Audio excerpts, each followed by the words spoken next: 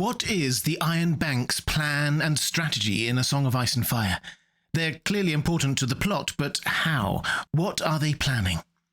Hi everyone, this is Robert. Welcome to In Deep Geek. On this channel we cover A Song of Ice and Fire in nerdy detail, as well as The Lord of the Rings, The Witcher, and much more.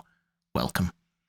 It is said that the Iron Bank always gets its due, which is a good reputation for a bank to have, but what does it mean for the story? Because the Iron Throne owes the Iron Bank a lot of money. Let's start by being clear on how much is owed. We know it is a lot, but how much?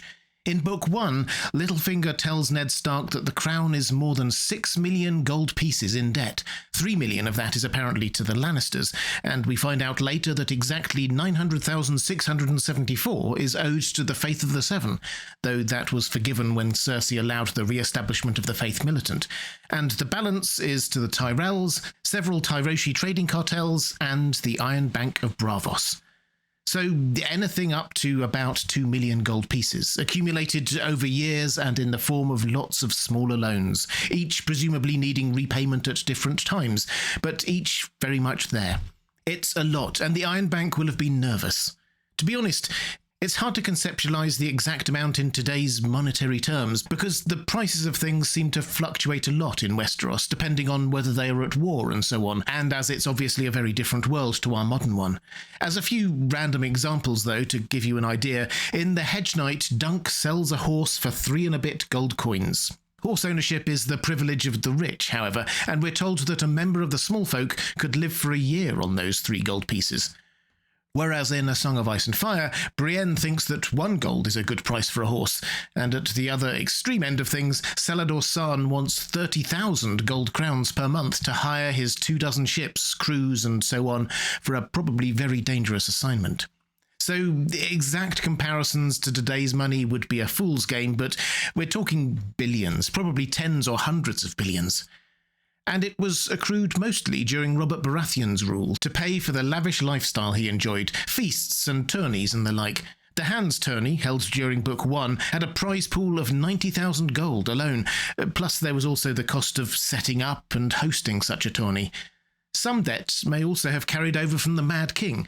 We read that he got into a dispute with the Iron Bank over debts left over from his father, Jaehaerys II. Anyway, the first sign of trouble in the main story is quite low-key. Tyrion, as acting hand of the king, is told that a moneylender from Braavos has arrived seeking payment on some loans. Tyrion hands that problem over to Littlefinger as Master of Coin. We then hear nothing until partway through A Feast for Crows. Then Cersei is in charge as Queen Regent. She wants to rebuild the Royal Navy after much of it had been lost in the Battle of the Blackwater, but she has a problem. Money, or lack of money. She says this to the small council. Though large, the Crown incomes are not large enough to keep abreast of Robert's debts. Accordingly, I have decided to defer our repayment of the sums owed the Holy Faith and the Iron Bank of Braavos until war's end. The new High Septon would doubtless wring his holy hands, and the Braavosi would squeak and squawk at her, but what of it? The monies saved will be used for the building of our new fleet. Only Pycelle objects, saying that the decision not to pay the Iron Bank will cause trouble. And trouble does come. The Iron Bank's response is to call in the debts owed to them across Westeros, not just with the Iron Throne, but with merchants and the like. And they refuse any new loans. Cersei doesn't take this very seriously, but it's clear that economic warfare is now being waged on the Iron Throne, and it will have no doubt angered the rich middle classes of the Seven Kingdoms. When Kevan Lannister takes the reins of power in King's Landing, he, ever practical, tries to work his way through the issue by seeking loans from Pentos and Myr so he can pay back what is owed to the Iron Bank. That doesn't work, so he sends Harris Swift, the Master of Coin, to Braavos to see whether he can come to a negotiated settlement of some kind. We don't know yet how that meeting went, but I think we can guess. Arya is our only POV character in Braavos at the moment, and she happens to stumble across Harris Swift and his guards attending a performance of a new play. She's undercover as one of the actors in that play. I say happens to stumble upon, but this seems far from random. If Harris Swift were an honoured guest in Braavos, would he really be sent to the opening act of a play seemingly making fun of Robert Baratheon and the Lannisters? That seems unlikely. And Arya being there also seems deliberate. The Faceless Men know that she is finding it hard to leave her Stark identity behind. Are they really going to send her to a mummers group where she will have to literally act out some of the most traumatic moments to happen to her family? And they know the names on her list, and that one of Harris Swift's guards is on there. The more you look at it, the more this feels like the Faceless Men hoping or expecting her to kill Raff the Sweetling, that guard. Why? Not for themselves, but because their closest customer and ally, the Iron Bank, want to send a message to the Lannisters. The Iron Bank does have a history of this with the Faceless Men. In Fire and Blood, you can read of the time the Rogaire Bank of Lys briefly eclipsed the power and wealth of the Iron Bank, and then a series of unfortunate accidents happened to their senior members, one after another, destabilising that bank and allowing the Iron Bank to regain its primacy. No prizes for guessing who orchestrated the accidents. But perhaps even more significantly, the Iron Bank seems to have shifted its position. Seemingly well before Harris Swift set foot in Braavos, they had shifted to a new strategy. Tycho Nestoris, one of their senior envoys, took a boat up from Braavos to the Wall, seeking an audience with Stannis. After the deaths of Robb, Renly and Balon Greyjoy, as well as Joffrey of course, Stannis is the last man standing in the War of the Five Kings, and as young Griff's invasion was yet to happen, Stannis is seemingly the only possible candidate to challenge the Lannisters. Of course, Stannis was low on coin and soldiers, but the Iron Bank could help with that if he were interested. Again, this is not a new strategy, but something they had been doing for centuries. No doubt Pycelle had been aware of this before his objections were swiftly silenced by Cersei. We actually get a good summary of this strategy from Jon Snow's thoughts, as he also considered getting a loan for the Night's Watch from Tycho Nestoris and the Iron Bank, as they happened to be there. That was for ships and provisions to last the winter, though. This is what Jon thinks about the Iron Bank's strategy. The Iron Bank of Braavos had a fearsome reputation when collecting debts. When princes defaulted on their debts to lesser banks, ruined bankers sold their wives and children into slavery and opened their own veins. When princes failed to repay the Iron Bank, new princes sprang up from nowhere and took their thrones, as poor plump Tommen may be about to learn. No doubt the Lannisters had good reason for refusing to honour King Robert's debts, but it was folly all the same. If Stannis was not too stiff-necked to accept their terms, the Braavosi would give him all the gold and silver he required, coin enough to buy 12 sellsword companies, to bribe 100 lords, to keep his men paid, fed, clothed and armed.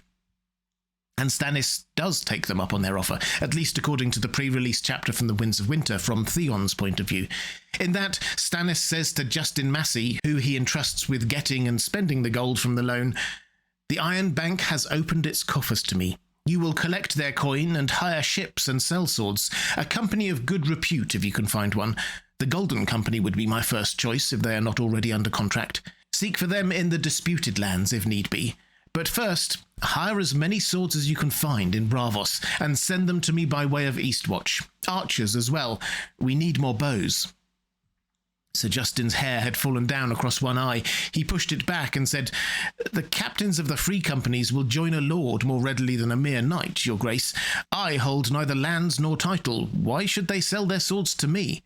"Go to them with both fists full of golden dragons," the king said in an acid tone. "That should prove persuasive. 20,000 men should suffice. Do not return with fewer." So Stannis has taken on a huge loan, enough to hire 20,000 men. That's a sizable army.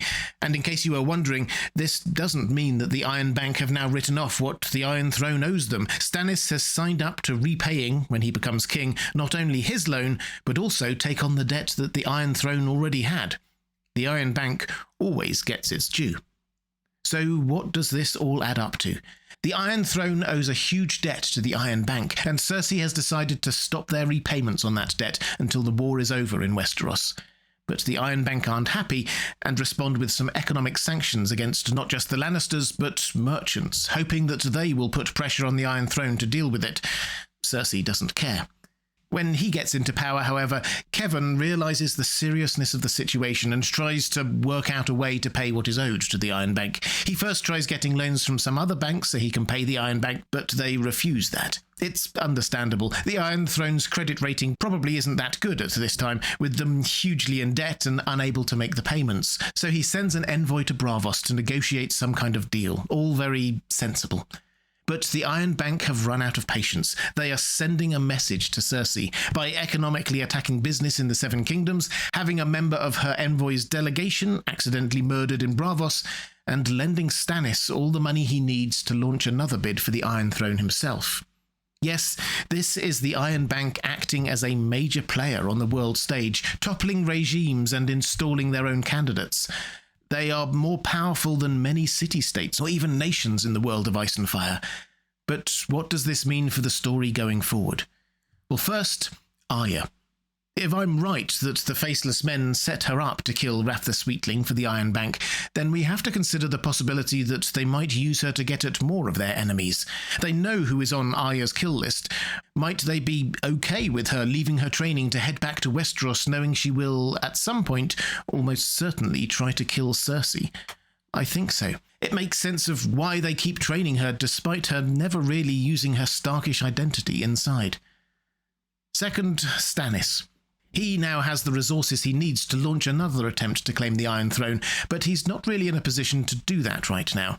He wants to claim Winterfell first, then the North, then save the Seven Kingdoms from the others. Added to which, it will take time for his army to arrive. Justin Massey has to get to Castle Black, then Eastwatch, then over to Braavos to collect the money, then over into deeper Essos to hire some sellsword companies.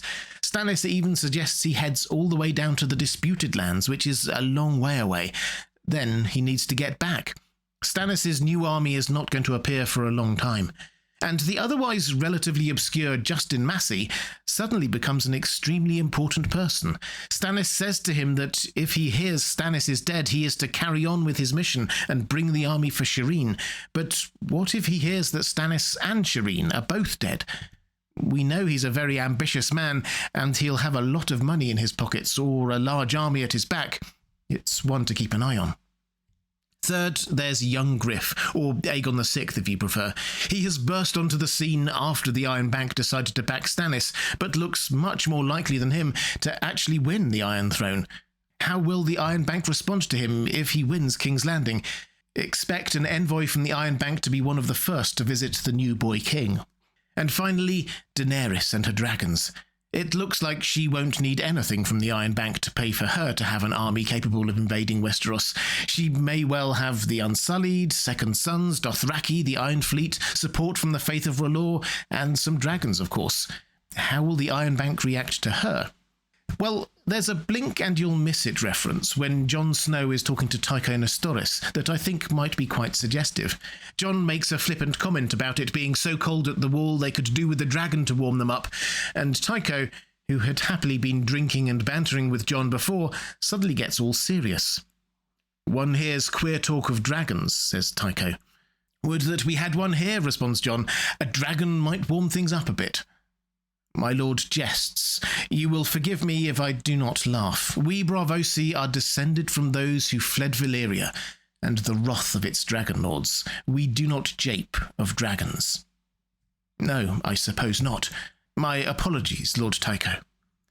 It's a slightly awkward exchange, but I think shows how the Braavosi and the Iron Bank view the potential return of dragons. They don't like the idea, and that's putting it lightly. Perhaps it might also explain why there's a faceless man down in Old Town seemingly hunting for information in the secret parts of the Citadel. But all of that seems like another video in waiting, so I'll talk about that more there. For now, the strategy is clear. If Cersei won't pay her debts, the Iron Bank will get rid of her by any means possible. Economic pressure, assassination, backing a rival, anything. In the absence of any better options, they've thrown their support behind Stannis, but only in terms of loans, remember. They will get that money back somehow, from someone. And if young Griff sits on the Iron Throne, they will try to get their money back from him, and if Dany does, the same. Though they could probably do without her having dragons. Dragons are not good for business. If you'd like to see more videos diving deep into the world of A Song of Ice and Fire, there's a link to my playlist appearing now on the left of your screen. Or to support this channel, thank you. There's a link appearing now on the right of your screen. That's all for this time. Thanks for watching. I'll see you again soon.